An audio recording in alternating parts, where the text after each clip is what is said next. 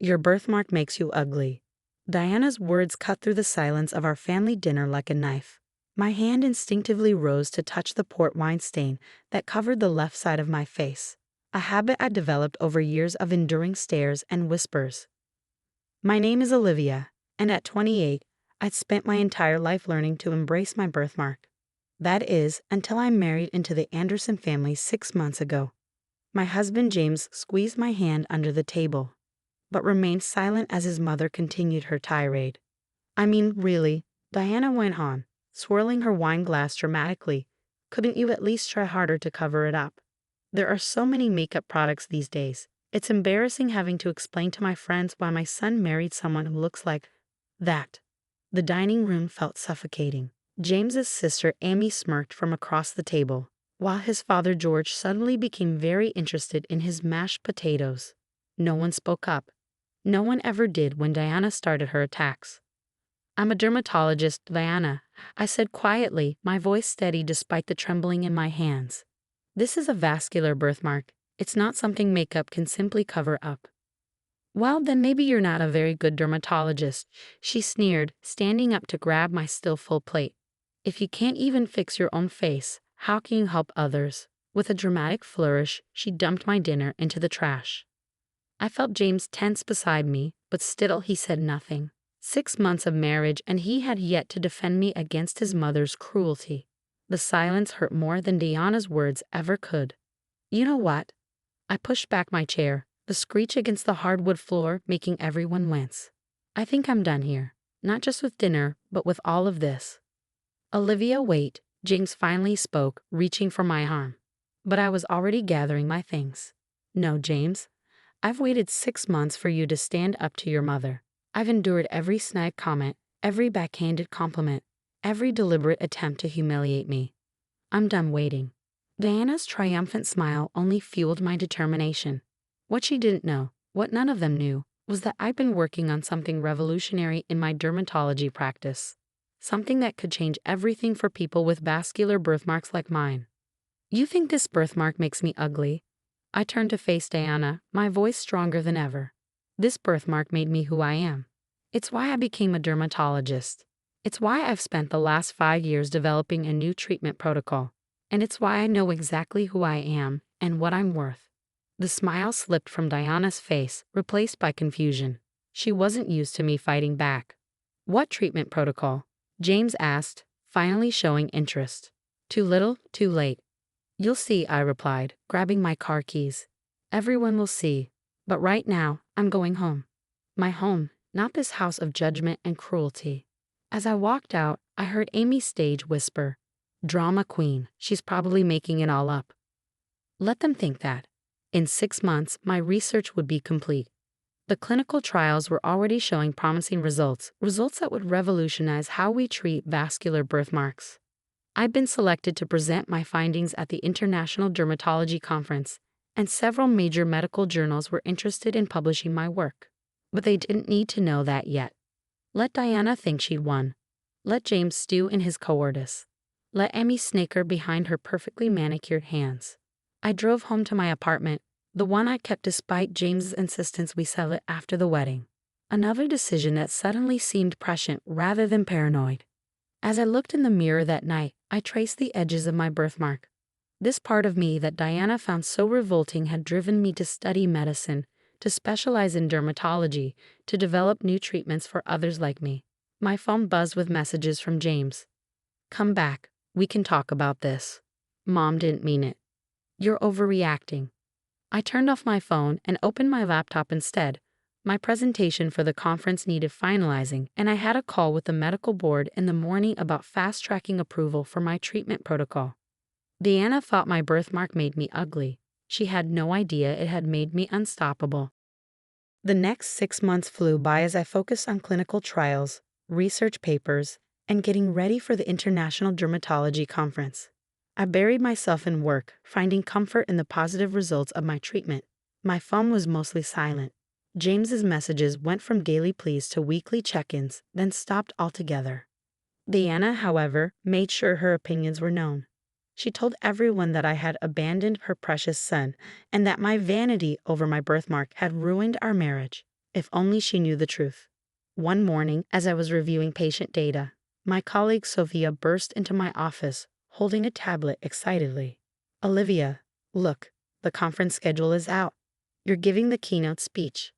I took the tablet, my heart racing as I saw the announcement.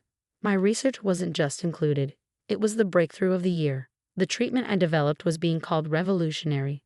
This is huge, Sophia said, sitting on my desk. And the timing is perfect. Did you see who else is coming? I scanned the attendee list and froze at a familiar name.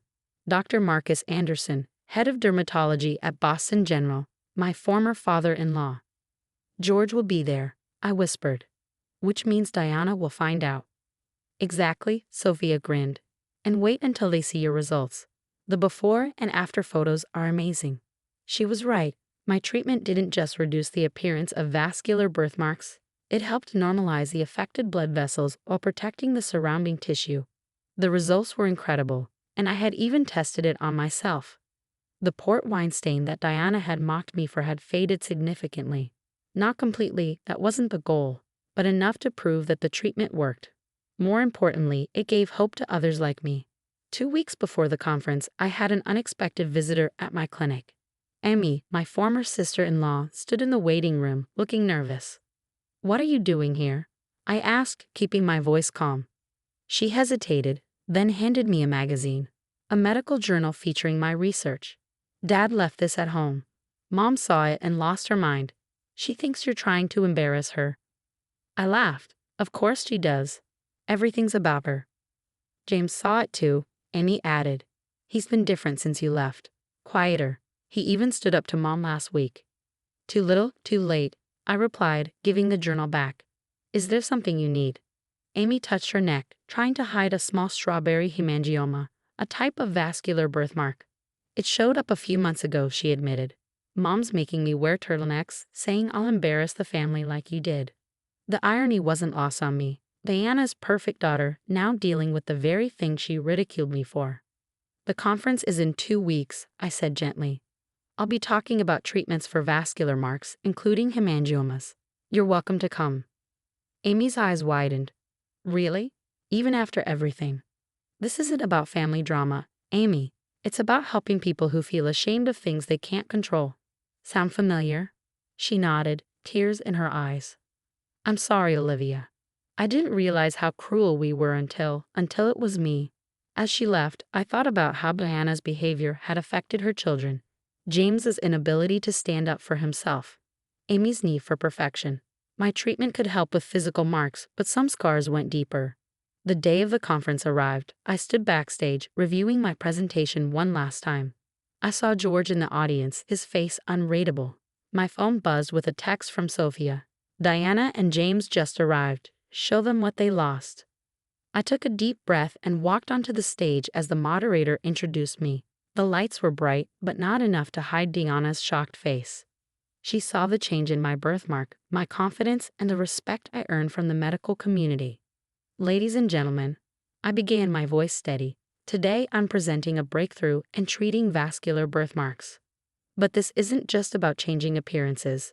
It's about changing lives. It's about showing people that their differences don't define their worth." I started my presentation, and I saw Diana whisper to James. But this time, he wasn't listening. He was watching me, realizing what he had lost by choosing his mother's approval over his wife. This was the start of a new chapter in my life, one that had nothing to do with the Andersons. My research would help countless people, and my own journey of healing was just beginning.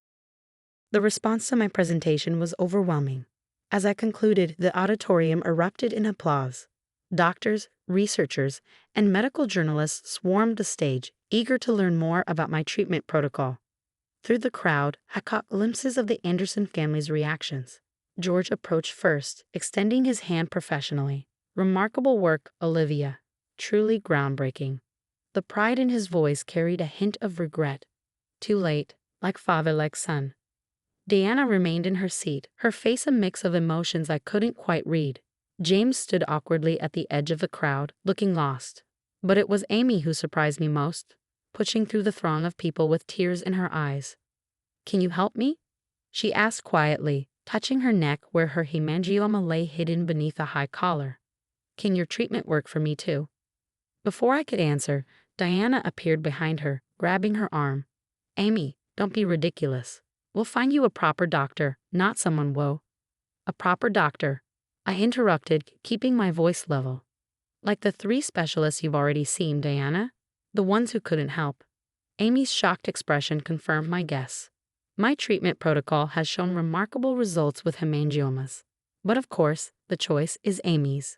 2 months later, Amy became one of my patients. During her treatments, she shared how my departure had sparked changes in the family. James had finally moved out of his parents' influence, starting therapy to address his codependency. George had taken a step back from his practice, realizing how his passive behavior had enabled Diana's toxicity. Diana, however, remained Diana. She tried to discredit my research, spreading rumors in their social circle about experimental treatments and dangerous procedures. But medical results speak louder than malicious gossip. 1 year after that fateful dinner where Diana had called me ugly, I stood at a podium again, this time accepting a prestigious medical innovation award. My treatment protocol had been approved for widespread use, and clinics around the world were adopting it. As I gave my acceptance speech, I spotted a familiar face in the audience. Diana had come, uninvited and unexpected. But this time she wasn't sneering. She sat quietly, watching as I received a standing ovation from the medical community she'd once claimed I was embarrassing. Dr. Bennett, a reporter caught me after the ceremony. Your treatment is being called revolutionary. What inspired you to develop it? I thought about Diana's cruel words, about James's silence, about all the years of stares and whispers. Sometimes, I replied, the very thing people use to tear you down becomes the foundation for lifting others up. Later that evening, Diana approached me at the reception. She aged somehow, the weight of her bitterness showing in new lines around her mouth. I suppose, she said stiffly, I owe you an apology. I looked at her thoughtfully. No, Diana, you owe yourself one. Your cruelty toward me, toward Amy, came from your own insecurities. I hope you find peace with that someday. As I walked away, I heard her call after me, you've changed. I turned back one last time. No, Diana. I was always this strong, this capable, this beautiful. You just couldn't see it through your own prejudice. Goodbye. Today, my clinic specializes in treating patients with various skin conditions. Amy works with me now, her own experience helping her connect with patients in a unique way. Her hemangioma has improved significantly, but more importantly, she's learned to see herself as more than her appearance. James occasionally sends cards, birthday wishes, holiday greetings, always signed with an apology he never managed to say in person. I keep them in a drawer, reminders of how far I've come and what I refused to settle for. As for my birthmark, it's still there, lighter now but visible. I could continue treatments, faded completely, but I choose not to. It's part of my story, a reminder that our perceived flaws often lead us to our greatest strengths. Diana was right about one thing that night. My birthmark did define me. Not by making me ugly, but by making me resilient, compassionate, and determined enough to change not just my life, but the lives of others. And that's a kind of beauty she'll never understand.